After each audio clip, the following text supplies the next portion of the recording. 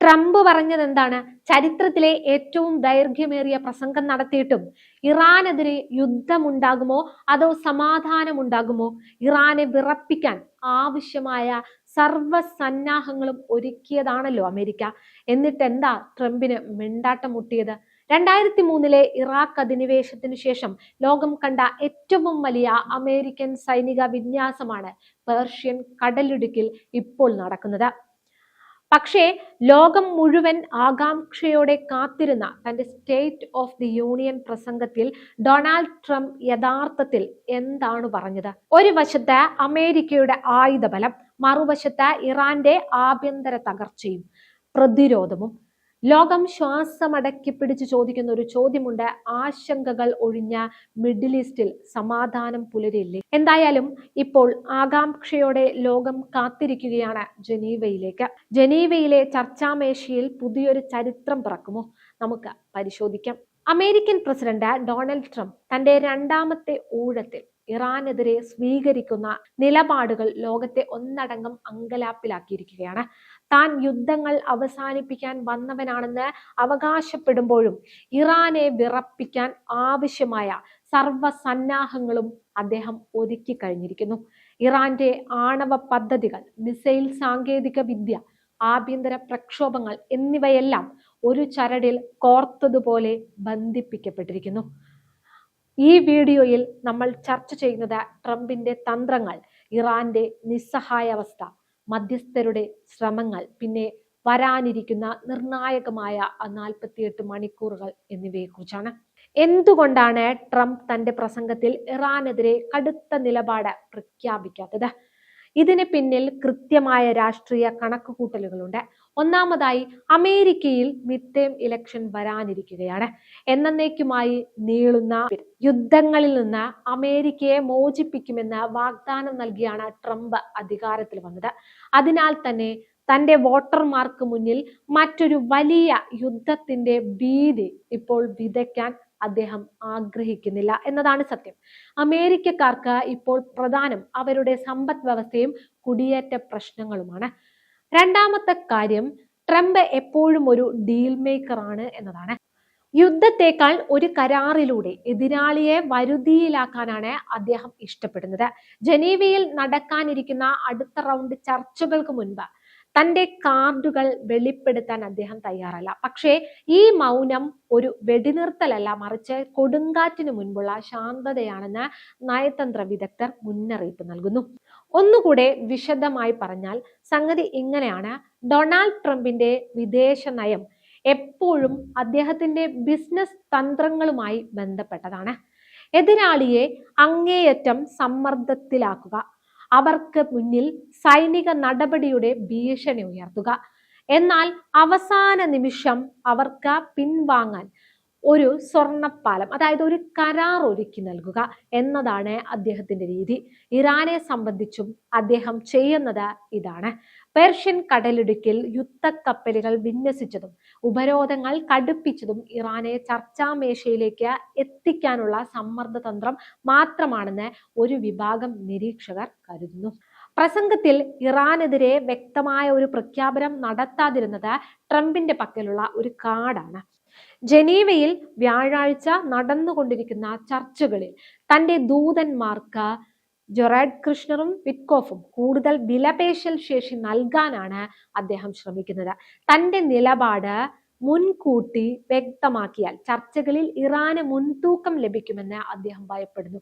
അതുകൊണ്ട് തന്നെ ഞാൻ എന്ത് തീരുമാനമെടുക്കുമെന്ന് എനിക്ക് പോലും അറിയില്ല എന്ന അനിശ്ചിതത്വം നിലനിർത്തുന്നത് വഴി ഇറാനെ പരിഭ്രാന്തിയിലാക്കാൻ അദ്ദേഹത്തിന് കഴിയുന്നു. ഈ മൗനം സമാധാനത്തിനുള്ള ആഹ്വാനമായി കാണാൻ കഴിയുമോ? ഇല്ല.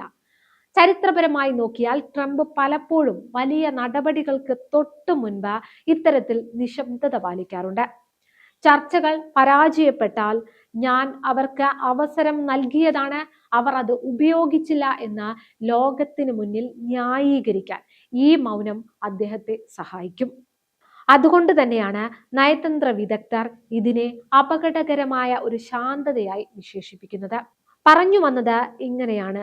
സുഹൃത്തുക്കളെ, ട്രംപിനെ ഒരു സാധാരണ രാഷ്ട്രീയക്കാരനായി കാണരുത്. അദ്ദേഹം സ്വയം വിശേഷിപ്പിക്കുന്നത് ഒരു ഡീൽ മേക്കർ എന്നാണ്.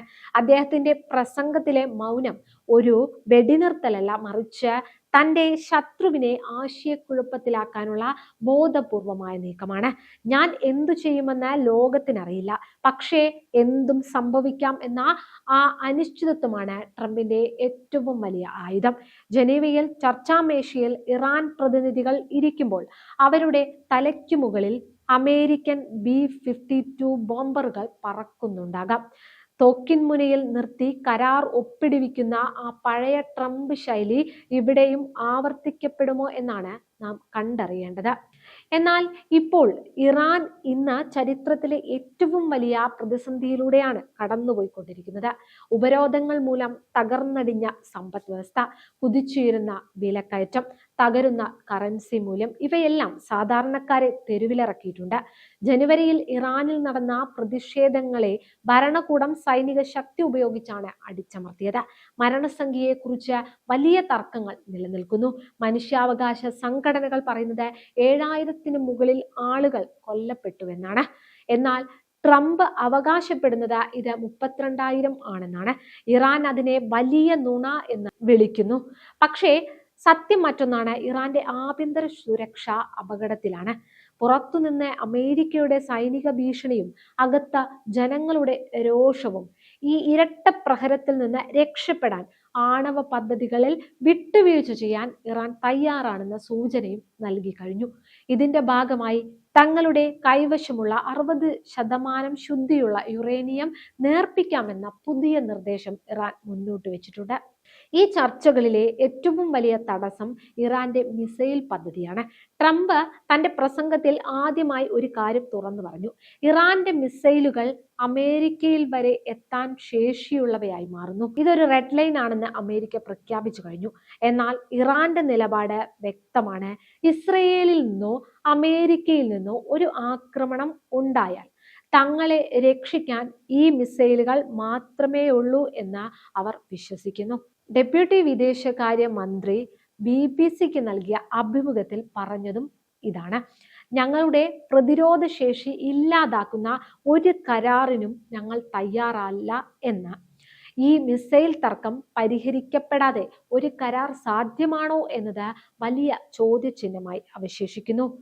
ഇനി ലോകത്തിന്റെ കണ്ണ് ജനീവയിലേക്കാണെന്ന് ട്രംപിന്റെ വിശ്വസ്തനായ ദൂതന്മാരായ സ്റ്റീവ് വിറ്റ്കോഫും മരുമകൻ ജാരഡ് കുഷ്ണറുമാണ് ചർച്ചകൾക്ക് നേതൃത്വം നൽകുന്നത്. മറുഭാഗത്ത് ഇറാന്റെ പരമോന്നത നേതാവ് ഖമേനിയുടെ വിശ്വസ്തനായ അലി ലാരിജാനിയും. ഒമാന്റെ മധ്യസ്ഥതയിൽ നടക്കുന്ന ഈ ചർച്ചകളിൽ IAEA തലവൻ റാഫേൽ ഗ്രോസിയുടെ സാന്നിധ്യം വലിയ പ്രതീക്ഷ നൽകുന്നുണ്ട്. ഇത്തവണ വെറും ഒരു വാക്കല്ല, മറിച്ച് പരിശോധനകൾക്ക് വിധേയമാക്കാവുന്ന സാങ്കേതികമായ ഉടമ്പടികളാണ് ചർച്ച ചെയ്യുന്നത്. പക്ഷേ സമയം അതിക്രമിച്ചുകൊണ്ടിരിക്കുകയാണ്. ട്രംപിന്റെ ദൂതന്മാർക്ക് ടെഹ്റാനിൽ നിന്ന് തൃപ്തികരമായ മറുപടി ലഭിച്ചില്ലെങ്കിൽ വൈകാതെ തന്നെ ഇറാൻ ആണവ കേന്ദ്രങ്ങൾക്ക് നേരെ അമേരിക്കയുടെ ഭാഗത്തു നിന്ന് സൈനിക നീക്കം ഉണ്ടാകാൻ സാധ്യതയുണ്ടെന്ന് നയതന്ത്ര പ്രതിനിധികൾ ഭയപ്പെടുന്നു. കഴിഞ്ഞ വർഷം ഇസ്രയേൽ നടത്തിയ ആക്രമണം ഒരു 12 ദിവസത്തെ യുദ്ധത്തിലേക്കും അമേരിക്കൻ വ്യോമാക്രമണങ്ങളിലേക്കും വഴിമാറിയത് നാം കണ്ടതാണ്. അതിന്റെ ആവർത്തനം ആരും ആഗ്രഹിക്കുന്നില്ല എന്നത് വസ്തുതയാണ്. ചുരുക്കത്തിൽ പന്ത് ഇപ്പോൾ ഇറാന്റെയും ട്രംപിന്റെയും കോർട്ടിലാണ്. ഖമേനി തന്റെ രാജ്യത്തിന്റെ നിലനിൽപ്പിനായി വിട്ടുവീഴ്ചകൾക്ക് തയ്യാറാകുമോ, അതോ ട്രംപ് തന്റെ മാക്സിമം പ്രഷർ തന്ത്രം യുദ്ധത്തിലേക്ക് മാറ്റുമോ?